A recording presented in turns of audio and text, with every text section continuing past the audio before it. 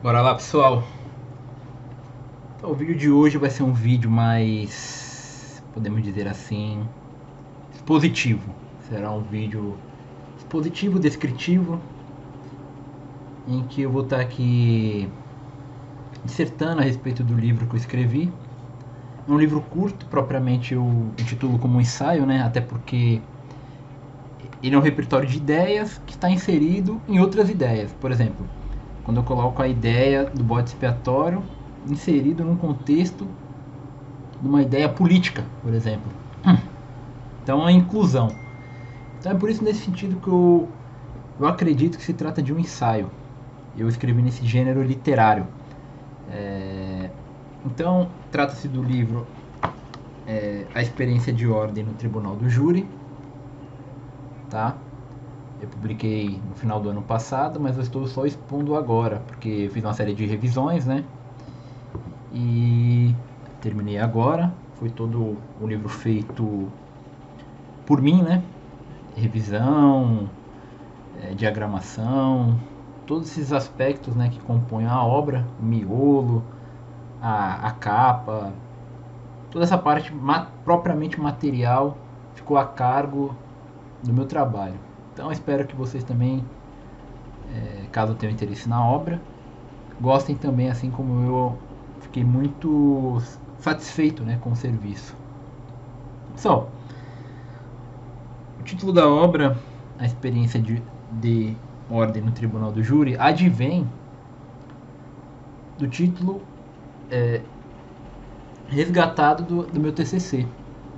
Esse livro aqui nada mais é do que uma amplificação e, não posso dizer assim, uma amplificação com exclusões e inclusões do meu TCC, né?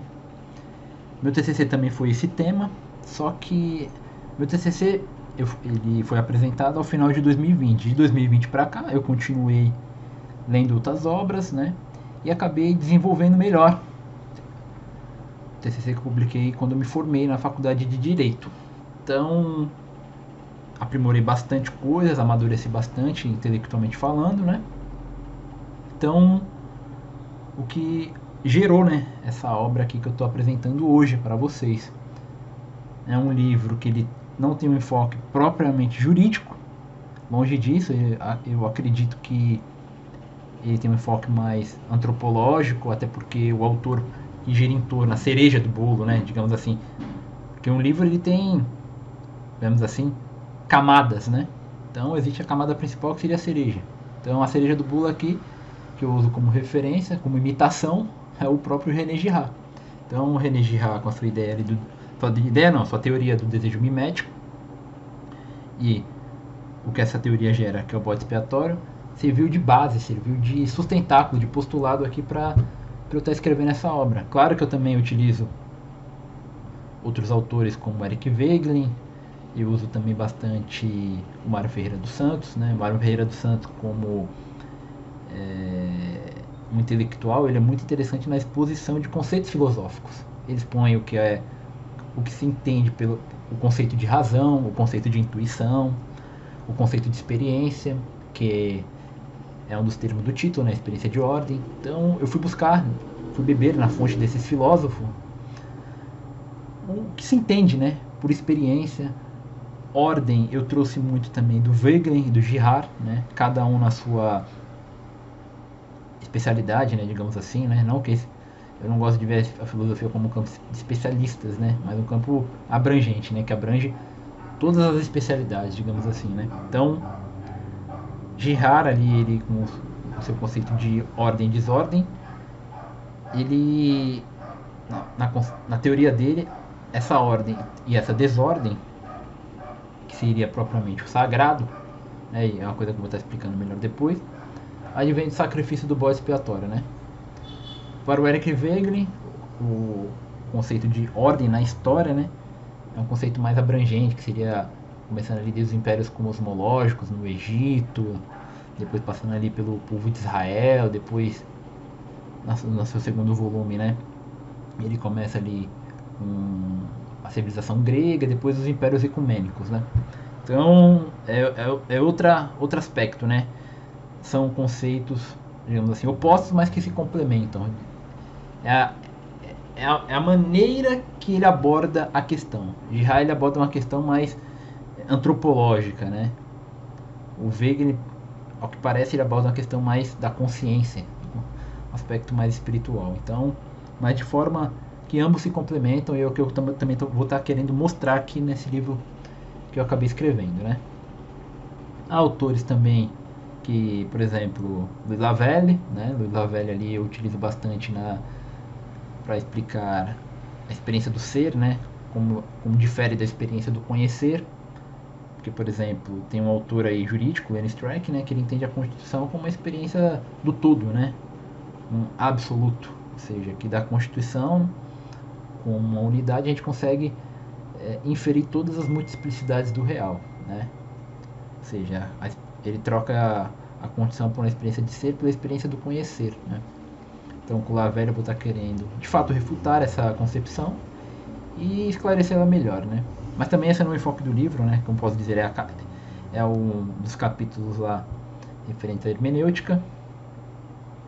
E basicamente é o segundo capítulo, né? O primeiro capítulo trata-se ali rapidamente de uma breve exposição, uma história cronológica e direito comparado, né, do Tribunal do Júri, como é visto em diversos países e tal, que adotam esse sistema do povo julgando o povo, né? Então ali não tem realmente nada de substancial, é uma questão realmente expositiva, né, para uma melhor compreensão histórica, né, do instituto, do órgão. Então ali no capítulo 2º, que refere-se à hermenêutica, eu tento explicar ali que de fato no Tribunal do Júri não existe uma hermenêutica propriamente que vá buscar uma interpretação e uma compreensão da fundamentação, digamos assim, da decisão. Até porque, né, os jurados eles não fundamentam as suas decisões, eles decidem pela íntima convicção. Então, de fato ali, na decisão, quando tudo que foi exposto ali nos discursos, retórico, dialético, é consubstanciada na decisão, né, porque é a decisão que põe fim a todo o processo, né, ali a gente não tem um controle judicial pela interpretação hermenêutica, né? Então, de fato, ali existe uma inaplicabilidade dessa teoria, né? A despeito da Constituição, e ali é um paradoxo, né? Que a Constituição dispõe que todas as decisões judiciais deverão ser fundamentadas, e no júri isso aí não acontece, né?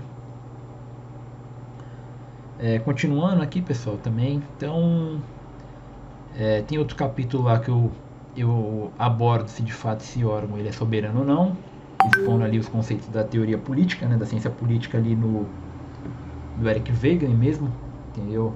Ele tem um livro muito interessante que é A Ciência da Política, um livro em que ele aborda, né, os conceitos de representação. O que seria representação e em que formas essa representação ela pode se dar. Para o Eric Wegener, né, existe uma representação simbólica, uma representação existencial e uma representação elementar transcendental, né? Esses conceitos eu vou explicar em vídeos futuros melhor, porque o vídeo de hoje eu quero explicar realmente a cereja do bolo desse livro, né? O que de fato eu quero mostrar, o que o júri de fato revela, né? O que está por detrás de toda aquele formalismo, aquela pode dizer assim, descrição, aquele aspecto à primeira vista, né? Que a gente vê, salta aos olhos, né? Então, para isso, eu utilizo muito o René Girard. De René Girard, eu acredito que a sua teoria, a teoria do desejo mimético, ela explica de forma cabal não só o Tribunal do Júri, né, mas diversas relações humanas. Tanto que de René Girard ele é apelidado como Darwin da teoria social, né? Ele ali tem uma teoria da origem do homem mesmo, né? Não nesse aspecto biológico, mas no aspecto social, como é que se deu a sociabilidade humana, né? A interação, a individualidade.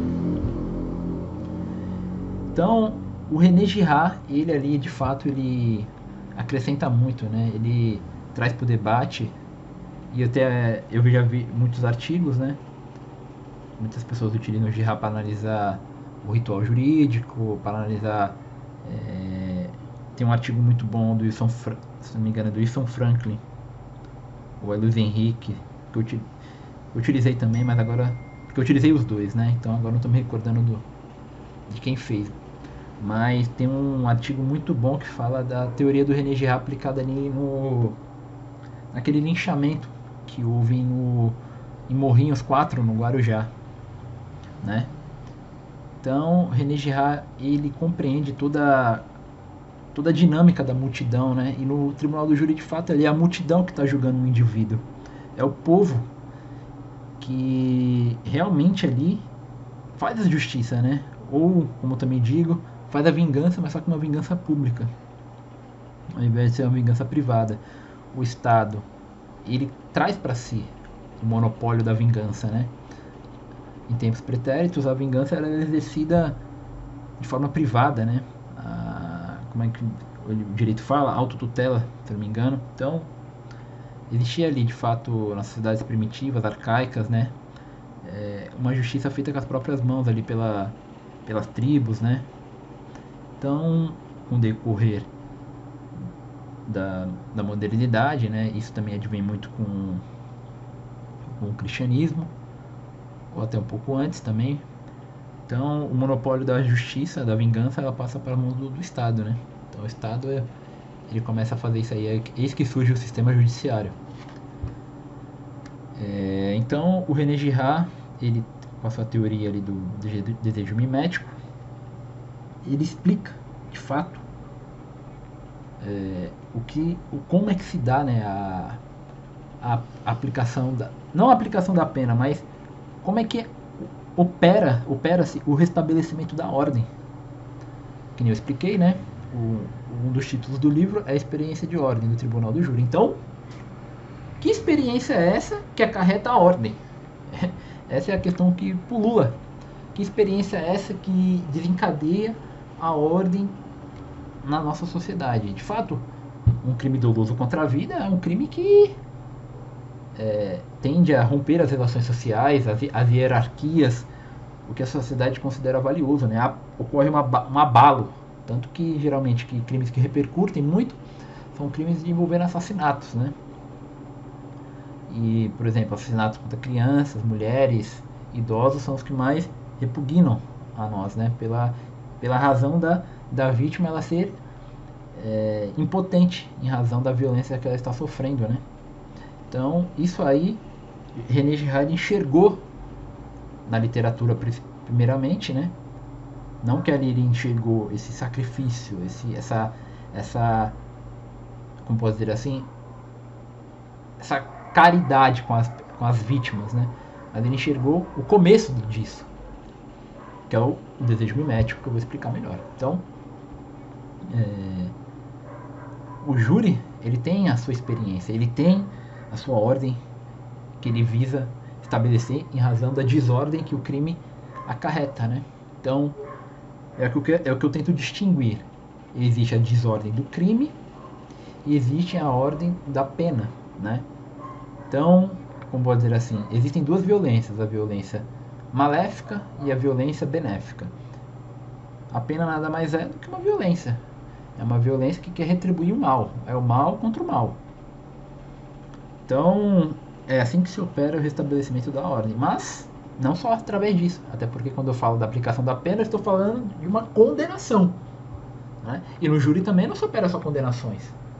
Porque também existe ali, pelo outro lado da moeda, que são as absolvições. Então, quando também ocorre uma absolvição, ocorre uma renúncia em punir, né? E ali também fica evidenciado que toda a acusação ela foi mentirosa, né? A acusação é o que eu denomino de acusação satânica. Existe a acusação, não que todas as acusações elas sejam satânicas, né? Então eu tento diferenciar, né? Tanto a acusação satânica quanto a acusação propriamente que a pessoa de fato ela cometeu o crime, ela é culpável, ela carrega ali em si a culpabilidade. Então eu tento diferenciar essas duas modalidades de acusações. Então, quando... E aí que tá, que entra o papel do advogado, né? O advogado é ele que desmistifica essa acusação. O advogado ali, que é o que o René Girard chama de paracletos, né? Que é do grego, significa paráclito, significa nada mais do que advogado, né? Que paráclito traduzido do grego para o latim é advocatus, aquele que é chamado, né? Então o advogado nada mais é do que aquele que é chamado para falar em nome do acusado, né? É o preposto, o defensor ali que vai combater a acusação. Então isso aí é muito interessante, né? Essa é a dinâmica em resumo do tribunal do júri. Existe uma desordem inicial, né? Que é a desordem do crime. São crimes que geram, tem um poder de expansão muito poderosa, né? De deixar a sociedade escandalizada. Eu gosto dessa palavra, que o René Girard também usa muito, né? Que advém ali das escrituras. Escândalo, né? O escândalo deixa as pessoas histéricas. Então, quando ocorre o escândalo, as pessoas querem fazer justiça, elas querem restabelecer a ordem que foi abalada, elas querem dar uma resposta. Então, por isso mesmo, pessoal, o júri, ele, não podemos dizer assim, ele traz a lume, ele traz de forma cristalina esse sistema da ordem e desordem, do paráclito, da acusação satânica. Ele é o que evidencia da melhor forma possível, porque ali tem toda uma encenação, que é uma encenação ritual teatral, né? A sociedade, e outro ponto também que eu escrevo no livro, não de uma forma profunda, né? Até porque não é o objetivo do livro. Mas nosso sistema de punir, ele surge como um rito. Os ritos tinham as funções de estabelecer a ordem, os ritos sacrificiais. Depois passa para os nossos ritos, né? Os ritos que eu digo mais profanos, né? Não mais sagrados. E se esmiscui com o teatro. O teatro nada mais é uma forma de dissimulação do rito, né? É uma forma de... Porque o rito nada mais é do que uma repetição de um ato primordial, né? Uma repetição de um ato que ocorreu, um primeiro ato. O mito nada mais é do que isso. Então a sociedade, ela tinha o seu sistema de estabelecimento da ordem através dos ritos, né? Os ritos, claro que tem os ritos de passagem e tem os ritos de iniciação, né? Mas também tem os ritos sacrificiais. E os ritos sacrificiais é os que estabeleciam a cultura. A cultura nada mais é do que o que é proibido, o que é permitido, quais são os valores da sociedade, o que a sociedade de fato cultua, né? Cultura vem de cultuar, de cultivar, que a sociedade considera valioso. Então, portanto, é isso, né? O Tribunal do Júri também, nada mais é do que um rito, ele tem seus resquícios nisso. Embora seja hoje mais profano, ele tem seus resquícios no sagrado. Então tem a sua cultura ali que ele visa preservar. Então, a cultura que ele visa preservar é o povo que vai dizer o que é valioso na escala de valores, né? Valores ali, ele tem sua hierarquia, um valor pode valer mais do que o outro, tem suas preferências. Então, é isso de fato que o júri, no final das contas, ele visa assegurar a ordem cultural de um determinado povo, né? Através do que? Ou do sacrifício, da pena, da violência, ou da redenção, ou seja, da absolvição do perdão. Um dos dois ali vai ocorrer, né? E um dos dois vai dar a legitimidade ou não de a pessoa poder matar ou não. Ou seja, aquele crime ali que a pessoa está sendo acusada de homicídio é legítimo? A sociedade considera permitido, legítimo ou não? A sociedade vai dar a justiça ou a vingança coletiva, né? Então, pessoal, feita essa breve introdução, né? Eu quero explicar aqui o que se entende pela teoria do desejo mimético, né? Que eu expliquei que nada mais é do que a cereja do bolo do livro. René Girard, né? Ele foi um escritor, podemos dizer também um antropólogo, né? Filosófico. Ele se denominava mais como antropólogo, né?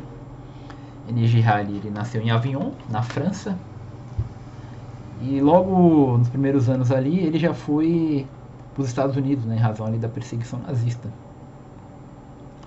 E lá nos Estados Unidos ele começou a dar aulas, né, na universidade lá de literatura.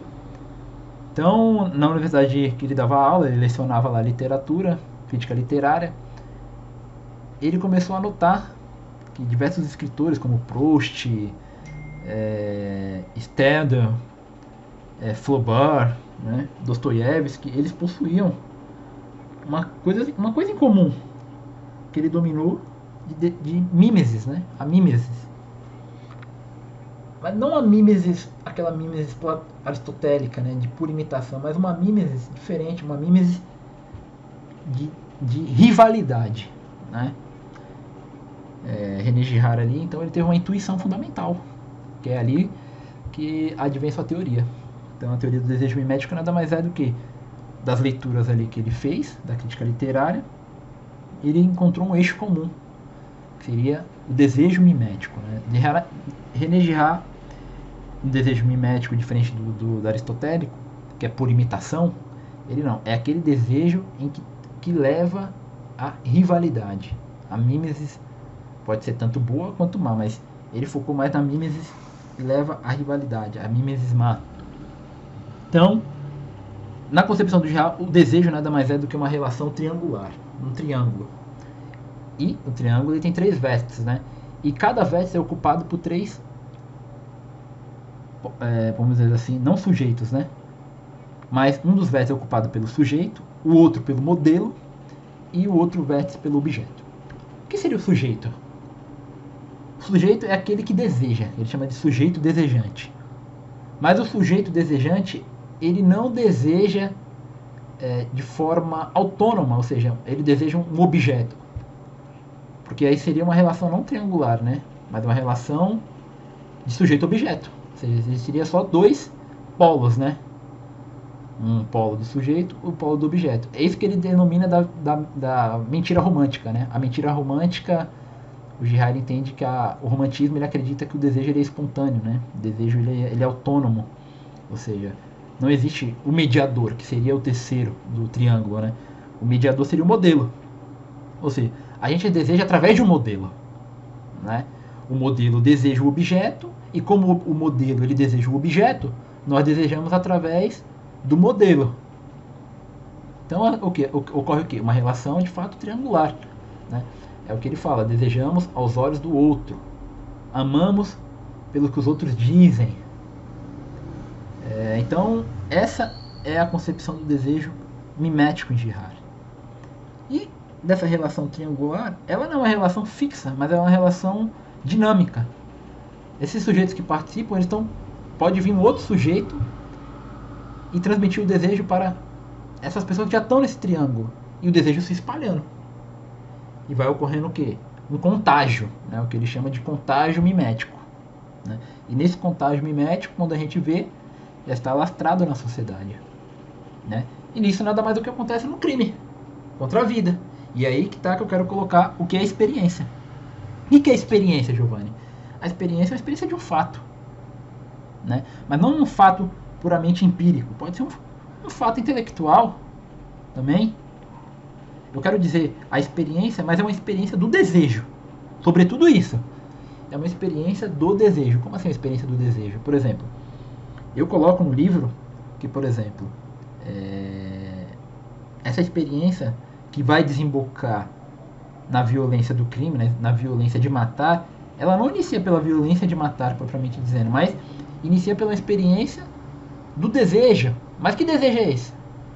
É um ciúme, pode ser, entendeu?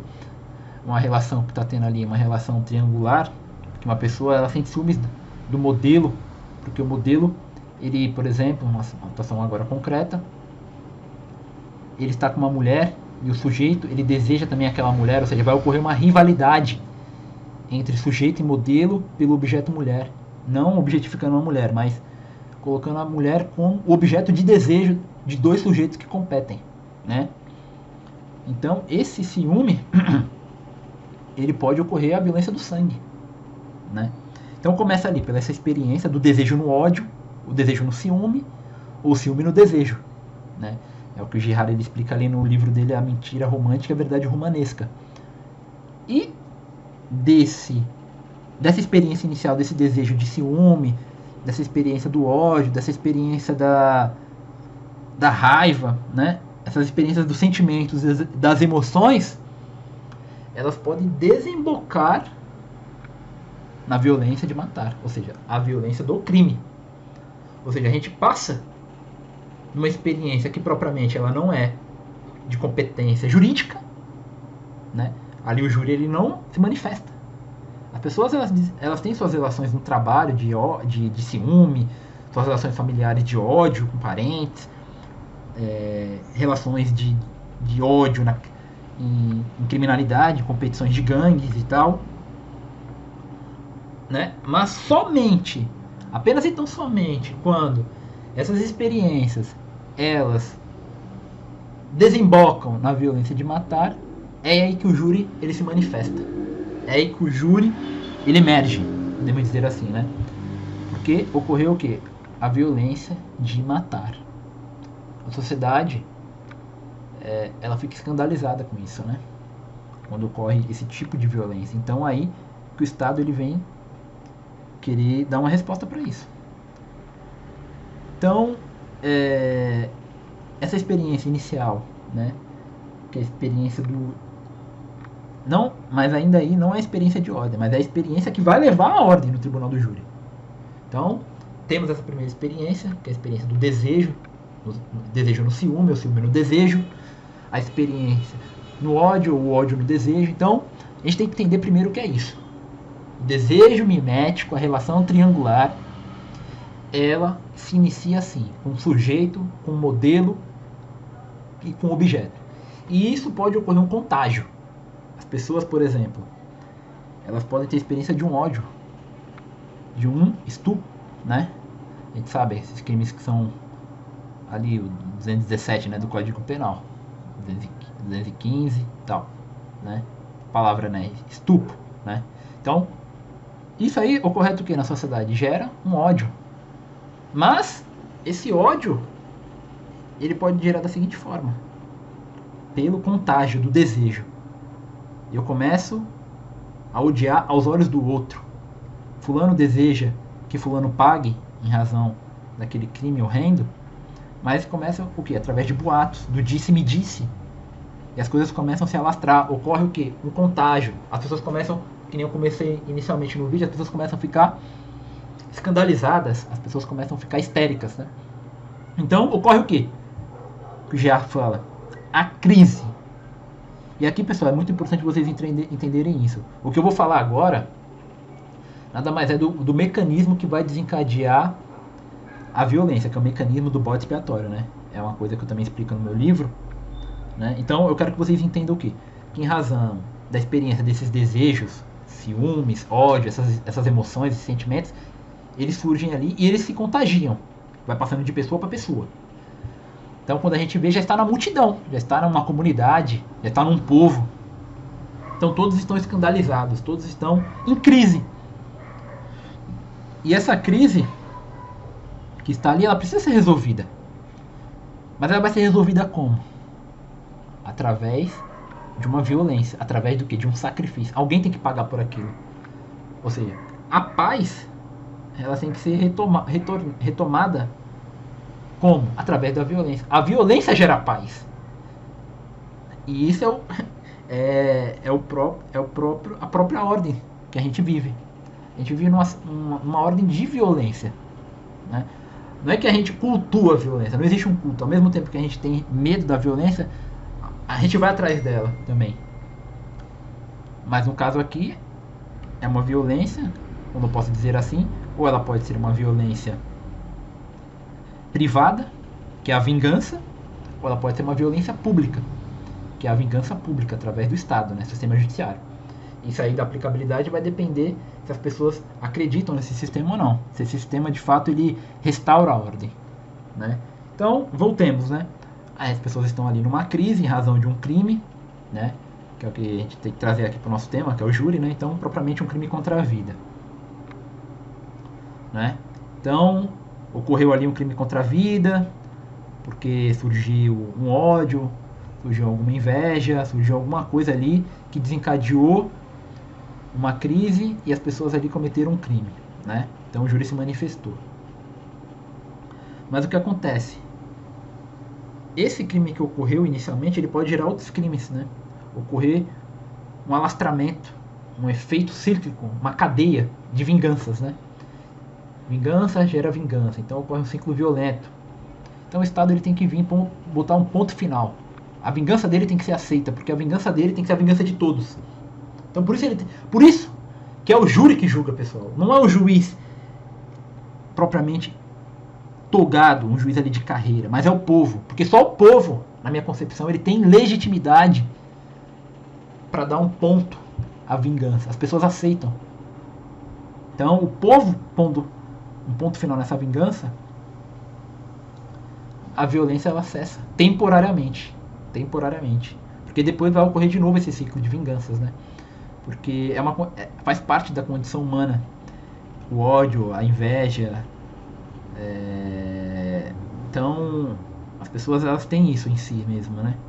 É uma coisa realmente do pecado original, o orgulho. Então esse é um ciclo que de fato ele é interminável. Então as pessoas ali estão escandalizadas, esse ódio, essa inveja desencadeou a violência, né? Mas essa violência, ela pode não ser aceita. Por mais que às vezes a pessoa ela cometeu um crime em razão de ela se sentir injustiçada, essa violência ela não é aceita pelo Estado, pelo povo, porque pode gerar outras violências. Então é aí que o júri se manifesta. O júri agora ele vem para pôr um ponto final. Então, voltamos. Existe uma crise. E nessa crise, pessoal, a gente tem que entender que existem pessoas que têm mais propensões, elas são mais seletíveis a serem imputadas como responsáveis por essa crise, que são os bodes expiatórios, né? E nessa crise existe o quê? Os traços, que é o que o Girard chama de traços vitimários. Ou aí, para quem estuda criminologia, né, é o que o Lombroso chama, né, de traços criminológicos, né? Então, por exemplo, eu trago aqui um exemplo da tragédia de Sófocles, né? Édipo Rei, por exemplo. Édipo, ele se tornou rei, né, em Tebas. Mas depois, mesmo que ele tenha se tornado rei, ele depois é expulso, porque as pessoas descobrem que ele cometeu crimes, né? Crimes de parricídio e incesto. Mas as pessoas também veem Édipo como culpado não só em razão disso, mas também porque ele carrega certos traços. Ele era coxo, ele era deficiente. Infelizmente, né? As pessoas têm a tendência a ver o negro como uma pessoa mais criminosa do que um branco. Ver a polícia como mais truculenta na comunidade. Então, são traços vitimários ou estereótipos, né? Estereótipos acusatórios. Então, esse é primeiro do mecanismo do bode expiatório que vai desencadear que vai restaurar a ordem, né? Porque o que restaura de fato, pessoal, a ordem que já está ocorrendo uma crise. Então, se tem uma crise, vai ter que vir uma ordem. Se tem um caos, vai ter que ser restaurada a ordem. Então, o caos ele foi ocasionado em razão do quê? Do crime. As pessoas estão escandalizadas em razão do crime ali que irrompeu ali no seio social, no tecido. O tecido foi rompido. Existe ali uma ruptura uma ruptura no cultural do povo, né? Aquelas coisas que as pessoas consideram valiosas, por exemplo, como uma família, e ocorre um assassinato na família, houve uma afronta a esse instituto social, né? Então, as pessoas estão escandalizadas em razão daquilo ali. Então as pessoas vão começar a apontar culpados. As pessoas vão querer buscar culpados. É a tendência do ser humano, né? Em apontar culpados. Então, existe essa crise em razão do crime. Existe o apontamento de culpados. E o culpado ele será mais culpado se ele carregar certos traços. Tatuagens, cor de pele, pobreza ou riqueza também. Entendeu? As pessoas geralmente também tendem a ter ódio de rico, né? pessoas uma certa inveja. Então, pessoas também gostam de apontar para pessoas ricas, né? Não só para pobres. Ou uma pessoa que também carrega um determinado cargo político, como um presidente, ele é alvo também. As pessoas vão querer atribuir a culpa dos males da sociedade a ele, né? Então, existem, primeiro estereótipo do mecanismo, crise. Segundo estereótipo, os traços vitimários, deficiências, cor de pele. Terceiro estereótipo, a conduta mesmo criminosa. É a conduta. Então, condutas mais ignóbeis, condutas mais abomináveis, elas geram um contágio maior. Ou seja, esse desejo da sociedade de fazer vingança, ele se alastra de forma muito mais voraz. Ainda mais se a vítima ela carregar também certos traços. Por exemplo, uma criança, uma mulher, um deficiente, um idoso. Então já falamos aqui de três estereótipos: crise, traços e conduta. E o quarto e último traço que desencadeia o mecanismo é o próprio bode expiatório. Ou seja, ocorre uma polarização. Uma polarização da sociedade em busca do bode expiatório. Né? A sociedade está em crise, a sociedade está histérica, a comunidade está escandalizada. Então ocorre o que? O surgimento da turba, como eu disse ali em Morrinhos, no Guarujá. O que ocorreu com aquela vítima, infelizmente? Ela foi apontada como bruxa, como sequestradora de crianças. Em razão disso, as pessoas começaram a fofocar, ocorreu um contágio do desejo de um, desejo do outro, o desejo de um foi passando para o desejo do outro. Ocorreu a fofoca. Então, em razão dessa fofoca, as pessoas apontaram ela como bruxa, é um traço. As pessoas também, é um traço, como assim, um judeu. As pessoas tendem. A história até vai mostrar, né, que, por exemplo, judeus são perseguidos. Então, bruxas também foram muito perseguidas. Então, o mecanismo ele é muito mais fácil desencadeado em pessoas que ostentam certos traços, como o negro, como o rico, como o super pobre, então, o miserável. Então, esse mecanismo ele funciona de forma mais funcional. Quando essas características elas se unem.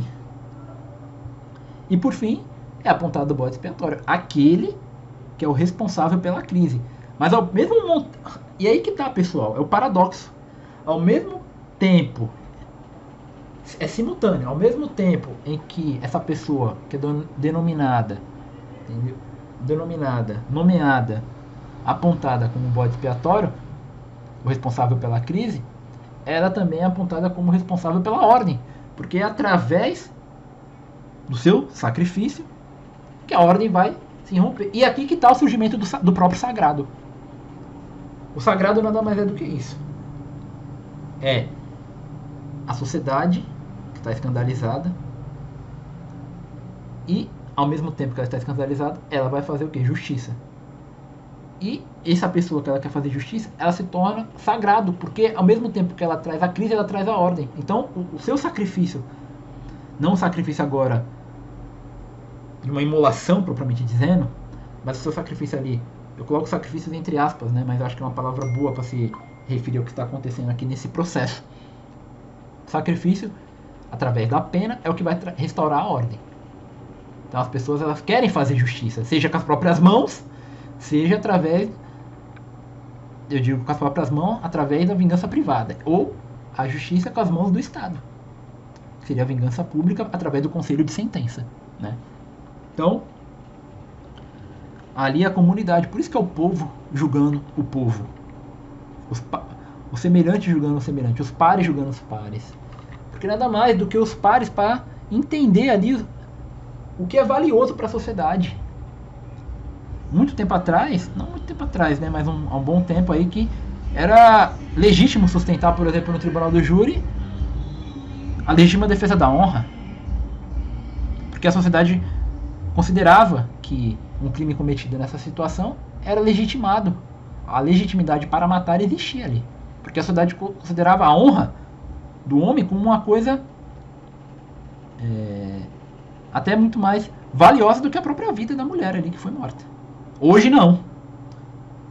Hoje não. Hoje essa tese, inclusive, foi declarada inconstitucional pelo Supremo Tribunal Federal. Então, é uma mutação da sociedade, né? Então, a sociedade, por exemplo, hoje já não considera mais valioso isso. Você ceifar a vida de uma outra pessoa porque você foi traído. É considerado fútil, né? Então, pessoal, o conselho de sentença, ele é o que de fato possui a legitimidade para dizer ou não se tal conduta ela é legítima ou não. Se tal conduta para matar ela é, vamos dizer assim, aprovado ou não, valorado ou não, né? Então, a gente viu aqui, recapitulando, o surgimento da experiência. Essa experiência começa com a experiência do desejo, o desejo do ódio, ou desejo no ódio, desejo no ciúme. Então esses sentimentos e emoções, eles podem ser manifestados no júri ou não ser manifestados no júri. Vai depender do que? Se essa experiência desses desejos, eles desembocaram, eles desencadearam a violência do sangue, a violência de matar, né? E a partir do momento que ocorre essa violência de matar, a sociedade vai querer o quê? Dar uma resposta. O Estado vai querer dar uma resposta. Então, vai ocorrer o quê? O surgimento do mecanismo do bode expiatório. Vai ocorrer também ali, de fato, uma crise e as pessoas vão começar a apontar culpados. E pessoas que carreguem certos traços vitimários serão, de fato, facilmente mais apontadas, né? E se a sua conduta for mais repugnante, maior será o grau ali de contágio e de crise na sociedade. Então, vão querer, de fato, ali restabelecer a ordem através da violência da pena, ou seja, através do sacrifício. Então, esse é o paroxismo, ao mesmo tempo em que o acusado ele gera crise, o acusado ele gera ordem. Então, ele, de fato, é uma coisa até sagrada. A violência é sagrada, porque ela se manifesta nisso. Então, e aqui é outro ponto que eu quero colocar também do júri, né? Eu vou até ler um trecho aqui do livro, né? O que eu entendo pelo sagrado também do júri, né? Capítulo 7, o que o júri revela. O sagrado situa-se em uma posição de grande relevo para o homem, na medida em que ocupa, incontestavelmente, um aspecto central para a ordem de seu ser. Por isso, sob essa ótica, podemos dizer que sem o sagrado, não haveria o desenvolvimento da estrutura do homem como o conhecemos hoje. De fato, o sagrado ocupa, doravante, uma posição de imenso destaque, de modo que é preciso defini-lo, ao menos na parte que nos interessa. Como diria Mircea Eliade, caso desejássemos definir e delimitar o sagrado, seria imprescindível dispor de uma quantidade significativa de fatos sagrados. A gênese de um fato sagrado remonta inúmeras vezes a tempos imemoriais. Contudo, é certo que tais fatos sagrados, como uma forma de rememorá-los, acabaram por desembocar em série de ritos, mitos, formas divinas e entre outros que revelam, obviamente, certa sacralidade. Ou seja, esses fatos sagrados, como uma forma de rememorá-los, desembocaram em certa forma do quê? De ritos, de mitos. Ou seja, essa violência que ela é sagrada, que eu acabei de enunciar, ela é rememorada no rito do júri. O júri nada mais é do que um ritual teatral. Então, o sagrado, que é a própria violência, ela é rememorada ali. Não que haja um culto dessa violência, mas ela é ali rememorada. Desde as sociedades arcaicas até as sociedades mais modernas, o sagrado ele se permanece de pé. O que ocorre o que diferencia de uma época a outra é a sua forma de manifestação, as suas transformações terrenas. Mas o princípio em si, ele não mudou. Até pela característica do princípio, né? O princípio ele é atemporal, ele é absoluto, ele é antecedente. Então, a Bíblia fala no princípio, né? Então ele não depende das transformações terrenas. O sagrado, ele não depende das transformações terrenas. A sua forma de manifestação em uma sociedade pode ser diferente na outra. Por exemplo, nas sociedades arcaicas era através dos ritos sacrificiais. Tem um filme muito bom que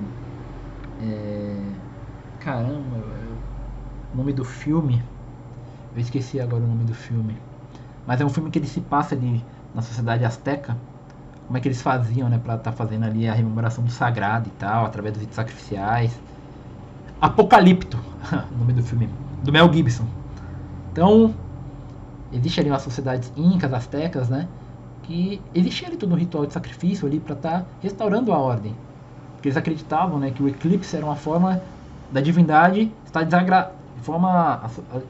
a divindade está de forma descontente, né, com o povo. Então, eles faziam o sacrifício de pessoas de outras tribos para estar restaurando a ordem. Mas existia ali o sagrado, existia a violência. Então, porque ao mesmo tempo que as outras tribos elas geravam a crise através de seus membros, essas mesmas pessoas elas restauravam a ordem com seu sacrifício. E é isso que acontece no tribunal do júri. Ao mesmo tempo que o acusado ele gera crise pelos seus crimes, ele também causa a ordem pela sua condenação, pelo seu sacrifício, né? Então, o sagrado ele se situa assim, como fatos sagrados e, como uma forma de rememorá-lo, ele desemboca em certos fatos sagrados, como os ritos, os mitos, né? E aqui, ó, eu também quero ler outra parte, que esse é o primeiro aspecto do sagrado, onde ele se manifesta. Ou seja, ele se manifesta no aspecto sacro, ou seja, o profano e o sagrado. E o júri, quando ele manifesta ali o sagrado, ele nada mais do que se torna uma hierofania, um centro que rompe com o profano. Por exemplo, é o que eu coloco no meu livro. Um templo, ele é um lugar sagrado. A Kaaba dos muçulmanos é um lugar sagrado. A igreja é um lugar sagrado. É um templo ali que rompe com todo o profano e se manifesta coisas sacras. O sagrado nada mais é do que um valor. Mas eu não quero colocar aqui o sagrado de uma forma de culto. Porque a violência, de fato, ela não é cultuada. Não que existe um culto da violência. Mas existe uma forma de rememoração dela. Ocorre de formas periódicas. Então, esse é o primeiro aspecto do sagrado, a violência, que se manifesta no paroxismo tanto da desordem quanto da ordem. E a segunda forma do sagrado é essa hierofania, essa forma de manifestação no lugar e de fato se torna sagrado. O júri, embora ali ele seja profano, ele tenha resquícios profanos, ele também manifesta o sagrado pela sua própria violência. Então, é aí que tá. O sagrado ele pode ser entendido tanto como um aspecto maléfico quanto um aspecto benéfico, tanto com o maldito quanto com o bendito, pela violência. Então, inclusive dos títulos dos livros do Jihad, que foi a sua segunda obra, que é a violência e o sagrado, é o nome do livro dele. Ele fala, a violência é sagrada. Mas aí que tá, pessoal. Mas a ordem, ela foi restabelecida, de fato, através da pena. Não importa se a pessoa ela é inocente ou se ela é culpada. Mas existe aqui, de fato, uma funcionalidade do sistema. O sistema ele se mantém. Ele coloca a ordem. Mas essa ordem ela tem que ser aceita, ela tem que ser legitimada. Por isso que o povo julga o povo, para que não haja mais contestação. Então, mas de qualquer forma, a ordem também ela não só é restabelecida assim. Existe, que nem eu expliquei no início do vídeo, uma outra forma de restabelecimento da ordem, que é através da absolvição, né?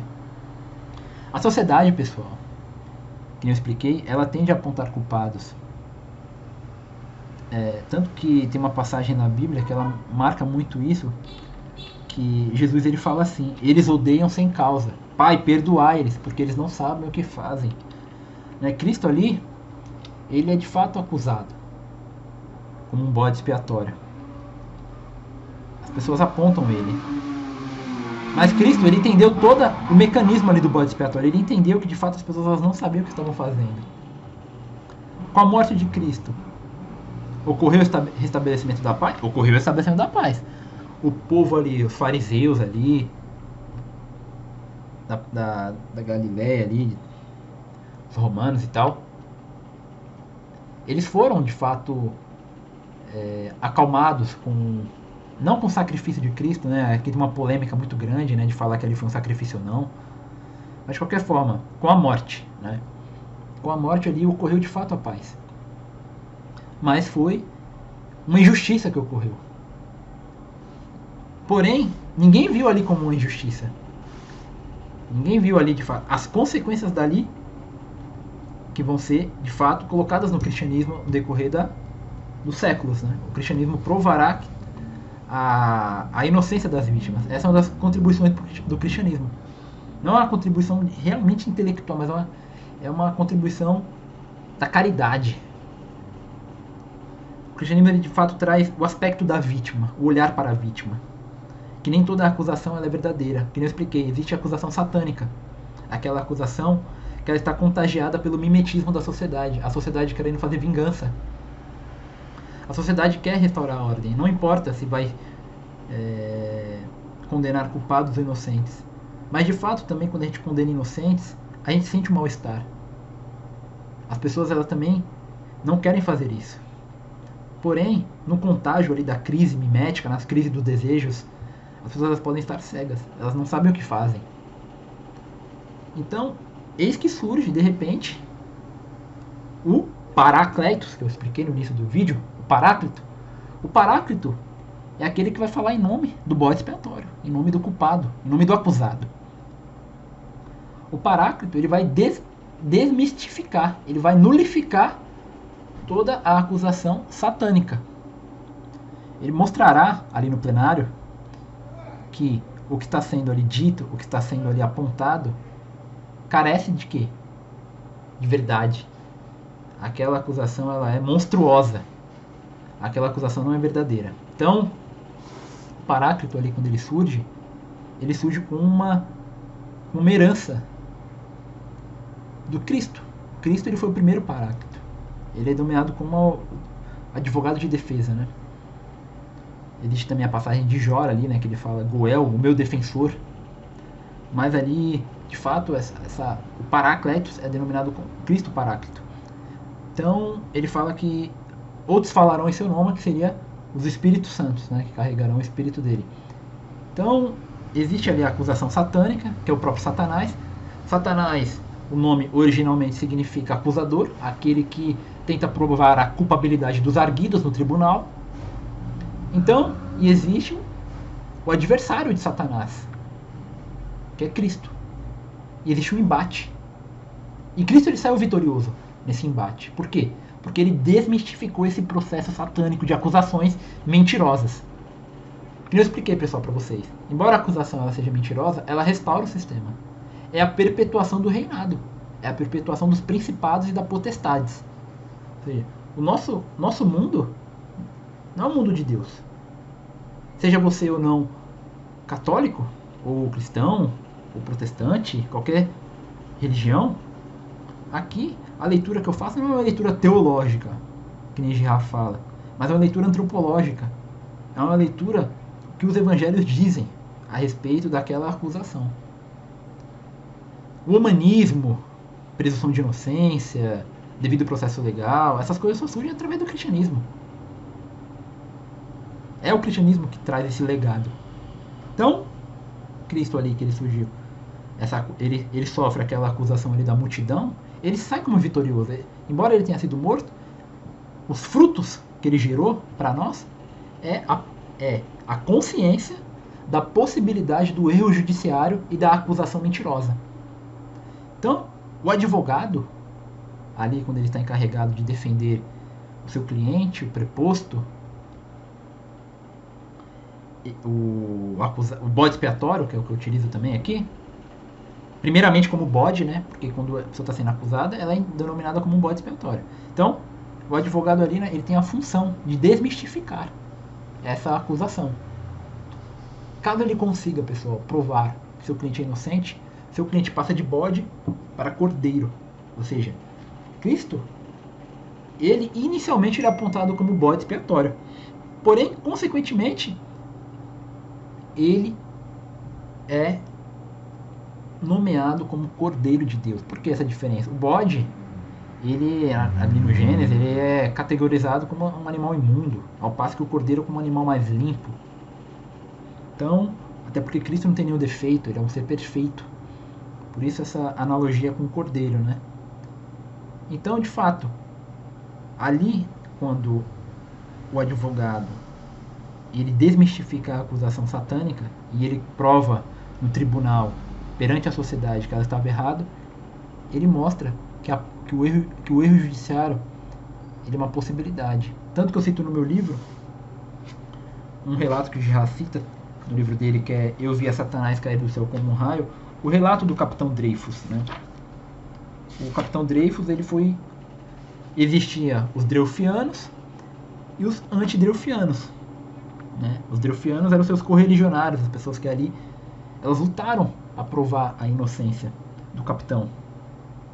Então eu quero ler essa parte aqui do livro. É acachapante a lição tirada do relato acima, que é o relato que eu coloco do René Girard, do Capitão Dreyfus. Pois se os adeptos do Capitão Dreyfus tivessem aceitado a verdade imposta pelos arautos do capitão, a acusação injusta sairia vitoriosa. A história do Capitão Dreyfus, injustamente condenado, e a luta de seus correligionários para reverter tal sentença, ressoa como um poderoso lembrete que a acusação nem sempre é clara à primeira vista e o erro judiciário é uma verdade que tomba na história. Então, é isso. O relato ali do Capitão Dreyfus, ele mostra essa possibilidade de que, de fato, a acusação ali, ela nem sempre é clara à primeira vista. O erro judiciário é uma possibilidade que tomba na história. Essas instituições cesarianas, essas instituições estatais, elas nem sempre são perfeitas, que é o que parece que por exemplo, o Poder Judiciário quer se atribuir para si, como se fosse um sistema perfeito, juízes como se fossem deuses que não erram. Então, essa é uma possibilidade da inocência. Então, pessoal, é isso que de fato o júri revela. Ele revela esse mecanismo da violência, ele revela o júri com uma hierofania, ele revela o paroxismo da crise, ele revela a restauração da ordem perante a desordem do crime, da crise. São todas essas inúmeras possibilidades que aí estão presentes. E outro ponto, né, que infelizmente ocorre, e essa acusação satânica ela se manifesta de forma mais voraz, de forma mais intensa, em crimes que eu já citei envolvendo crianças, mas também quando ocorre uma participação midiática. A mídia ela tem um poder muito grande de contagiar as pessoas. A mídia ela é um catalisador do desejo. Ela funciona como um disparador.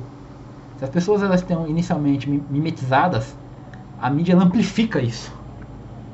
Ela faz um furacão, uma verdadeira tempestade. Então, quando casos midiáticos chegam no júri, é muito difícil.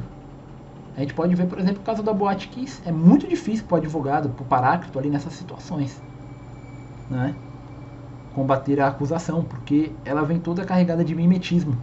As pessoas estão escandalizadas. Então, ocorre ali uma psicologia perseguidora.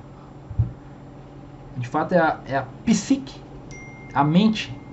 Mentes vem do grego mens, que significa confusão. Olha, interessante essa palavra, esse vocábulo, né, esse vernáculo. Então, as pessoas ali estão confusas e para elas a vingança é o sinônimo de restauração da ordem, a vingança pública, o monopólio, a racionalização ali da vingança pelo Estado. Então, ocorrerá ali em determinadas crises, principalmente essas crises midiáticas, relativização das garantias processuais, das garantias constitucionais, como a garantia, como a presunção da inocência, como prisões em nome da ordem pública. Então, prisões preventivas decretadas de forma políticas, né? Então, todo esse mecanismo ele salta na sociedade de forma mais contagiante, né? Tanto que um dos títulos do livro do René Girard, Eu Vi Satanás Cair do Céu como um raio. Um raio é uma coisa que brilha, é uma coisa rápida. E dependendo pode até nos cegar, a gente olhar muito forte para a luz.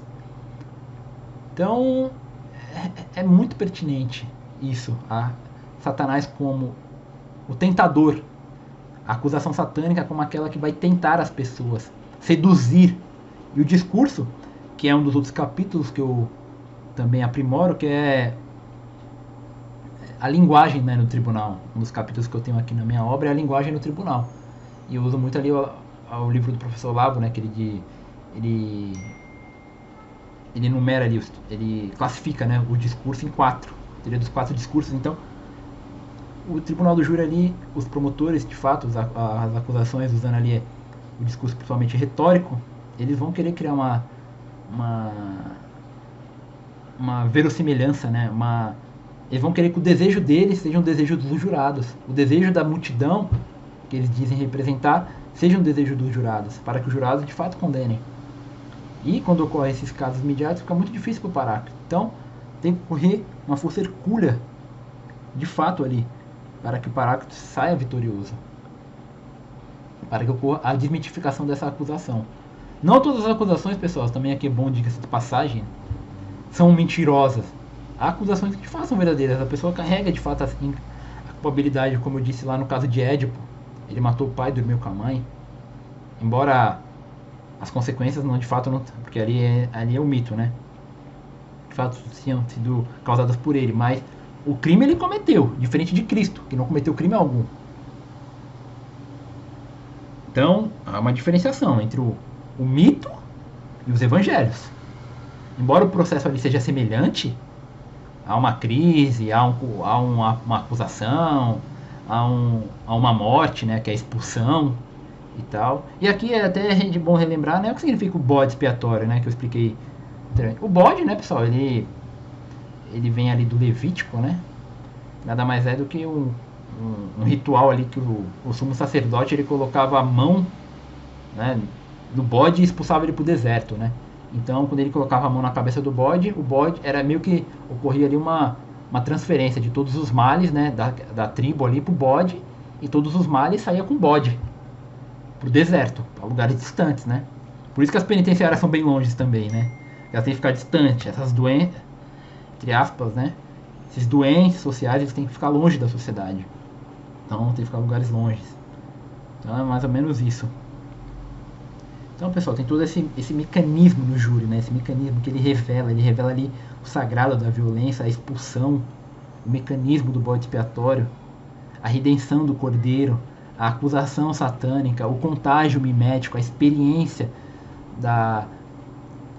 do ódio, o ódio no desejo. Então, René Girard, ele é a cereja, ele é o autor que ele teve essa intuição, esse olhar de Lins, esse olhar cirúrgico para esse mecanismo. Primeiro na literatura, depois nos mitos, nos evangelhos.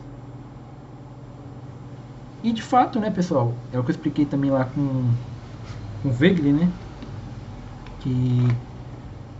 que o sacrifício do bode, ou a redenção do cordeiro, nada mais é do que o restauramento da ordem. Mas essa ordem, que ordem é essa? A ordem que a gente está inserida, a ordem democrática, seja a ordem das instituições, a ordem cultural, a ordem transcendental. Esse é o papel da política.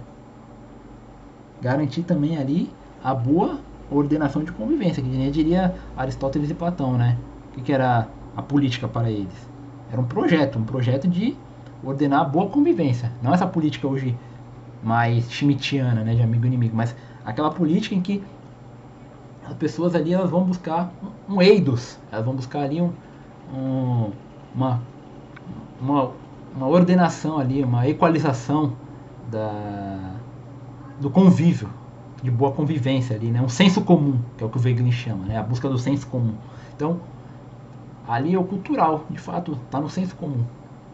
Isso vai depender do grau ali de consciência das pessoas, né? Para isso. Então, pessoal, esse é um dos capítulos, né, do livro, o que o júri revela. Espero que vocês tenham gostado desse vídeo. Eu acredito que ele sintetiza bastante o que o júri representa na modernidade, né? Uma reafirmação da ordem perante o caos. Os jurados é o que carregam de fato a maior legitimidade para estar julgando esses tipos de crime, pois eles representam o próprio povo, o que os seus semelhantes acham, consideram como valiosos ou não, para que de fato as decisões judiciais ali elas sejam respeitadas, né? E não ocorra a cadeia de vingança, porque se as pessoas não respeitam mais as decisões judiciais, o que de fato ocorrerá é um contágio de vinganças, um contágio mimético de desejos e, de fato, a crise, a violência, que não terminada pode gerar o colapso da própria sociedade, né? Então, o Estado está aí para nos proteger da violência e, ao mesmo tempo, moldá-la ao seu bel prazer. O Estado molda a violência, ele tem o monopólio sobre ela. Então, espero que vocês tenham gostado, pessoal. Esse foi o vídeo de hoje e até o próximo capítulo aí. No próximo, acredito que eu estarei falando aí da linguagem nos tribunais, né? Como é que nesse mecanismo de instauração do bode expiatório, o discurso ele se emerge ali, ele se manifesta.